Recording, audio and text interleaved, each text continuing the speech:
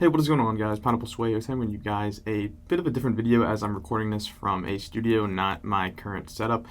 So this is going to be a Suicide Squad Kill the Justice League video, and if you like what you see, please consider liking and subscribing. Today we're going to be talking about whether or not the game has improved since launch. As you guys remember back when the game launched on January 30th of 2024 for early access, and then February 2nd, 2024 for the game's official launch. The game has gone through a bit of controversy, I would say the least, and has had many problems throughout the game's cycle.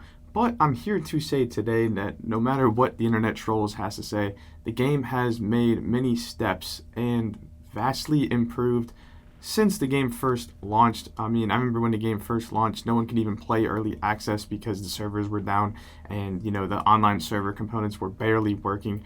And it ended up being a very big problem for a lot of players who paid extra money for the early access. Now, I didn't have that issue, but thankfully Rocksteady was able to compensate players and give them, I think it was around $20 of in-game currency to use for however you wanted to. And now looking on it, we look at the seasons, like Season 1, Season of the Joker, how there was no story whatsoever, and it was really just a poor season and just didn't really have anything going. And then Season 2 got a little bit better. We saw the return of the Flash and, just vast improvements of gameplay, and I would say specifically boss fights and then gear items. And then Season 3, in my opinion, has been the best season so far. But obviously for this game, no one likes this game, or I would say it's like a split. It's either you hate this game or you love this game, and that's pretty prevalent with the comments I've seen on YouTube. And looking at how far this game came, it's kind of interesting to see where we're at now. Obviously, from what I'm saying, none of this is going to matter because the game's probably going to end after Season 4. But it's really interesting how this concept could have been a lot better and could have been executed a lot better. If Rocksteady didn't have to go through all the things they had to go through, if WB was a little more, I would say, strict on allowing what Rocksteady could do, and they could have made a great product, which is why when they make their next game, which will be single-player story-based, which I assume will be a sequel to Suicide Squad Kill the Justice League or a prequel, I have full confidence that they will be able to make a great product of what we once known. But that's not what we're here to talk about today. We're just here to talk about the seasons.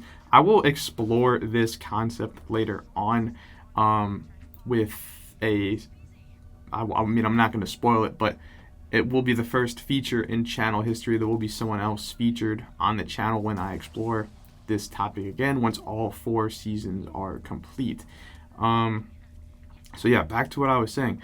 Season 1, Season of the Joker, had a lot of issues and a lot of problems. It just wasn't really good, and there was really nothing to do. It was basically once you defeat Brainiac, you rescue Joker, and then that was kind of it.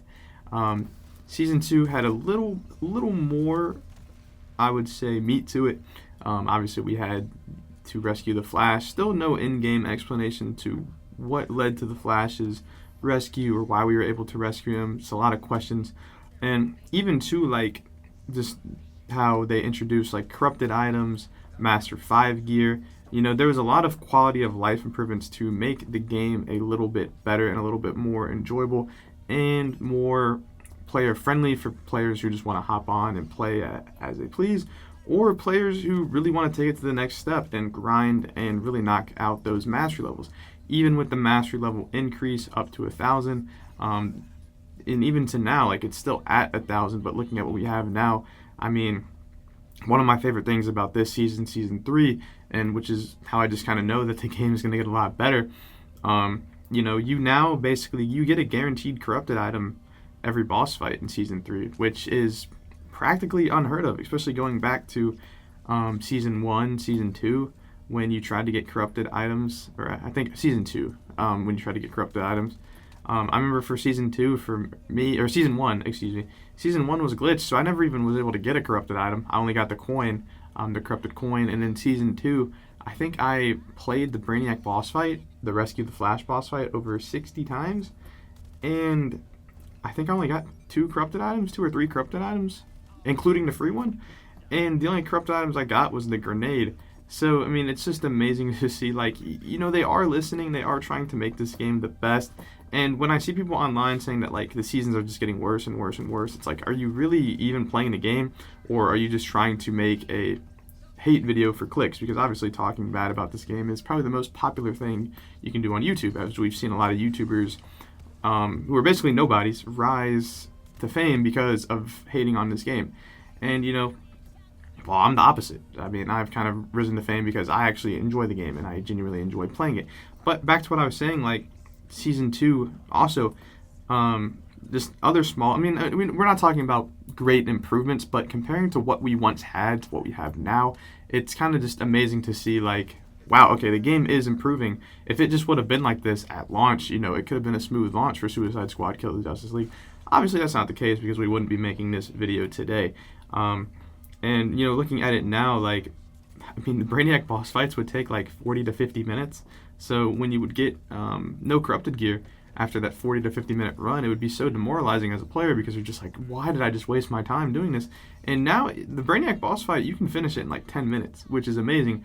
And you get a guaranteed corrupted item. Obviously, corrupted items still, I would say, don't really have usage yet. But if you're trying to switch up the pace and change the play of the game, they do offer a lot, which is something. It's something different, to say the least, and it can be a lot of fun. And it's really cool to see that purple text and just say corrupted. You're like, oh, I really got that. And especially now, like with Season 3, +2, we get to go back to Gotham. So they're no longer reusing assets of Metropolis, and it's just like, just a lot of, like, they've made a lot of small improvements. Like, for example, they added the stash, the skins and outfits got a lot better. I mean, we had Arkham outfits last season. This season we have New 52. We're actually getting like comic inspired, and I wouldn't be shocked if for Season 4, we get movie inspired outfits. That'd be really, really cool and a nice change of pace, and probably actually want to drive players to buy the skins, because Season 0, Season 1, the store is just awful. And, another thing, too, I like to mention, this doesn't really have to deal with the game improving over time, but there's no FOMO whatsoever. Like, the same outfits from Season 0 are still in the store. The same battle passes are in the store. Nothing has changed. It's still, I can go back and buy the classic skin pack for any character that I want to. Obviously, it costs money, but I mean, every game is kind of like that nowadays. But it's just little things that, and it's just funny to me because it's like, Rocksteady did so many good things with Suicide Squad Kill the Justice League, and the game has improved so much since its launch. And I'm not going to front, it was a rocky launch. It was a really bad launch, but the game has improved drastically. But it's just, since it's so popular to just talk bad about the game, obviously, it's never really gonna get its credit. I'm not trying to say like, oh, it's the perfect game and the improvements make it the best game in the world, but it's just like, my friend, one of my friends was saying it's like the game in its own right was like a 4 out of 10, but with the improvements season to season, it's increased to like a 6 or a 7, like at least a somewhat enjoyable experience. And I've had a lot of people too, like on YouTube, say like, yeah, this game has gotten a lot better as time has went on. It's just, people aren't going to point that out because it's just, what's the most popular thing to do? It's, oh, this game sucks. This game's not good. It's woke garbage. It's not fun. So yeah, just, and there's more stuff to touch on, and I honestly expect a lot more improvements once Season 4 rolls around the corner. And we're just gonna have to see. Like what I said, I'm gonna be revisiting this topic with the first feature in channel history, so it'll be a lot of fun. It'll probably be like a tier list of the seasons, but it's just like, I don't know. And so if there's a Rocksteady developer watching this video, the game is getting better. It's just, the game has improved a lot since its launch, because I mean, just from a season to season base, like, I mean, there's a lot I can talk about. This could be a very long video, but so yeah, just wanted to say, like, the game has improved. There is so much I could add on, but it's just, they're not big improvements. I'm just gonna say that, but there's little things that make the player experience a lot better and more enjoyable and more fun. So yeah, now we just gotta wait to see how the game is gonna end, and for the full return of the full Justice League. Anyway, so I hope you guys enjoy this video. Little different video today, but this is Pineapple Sway. Peace out.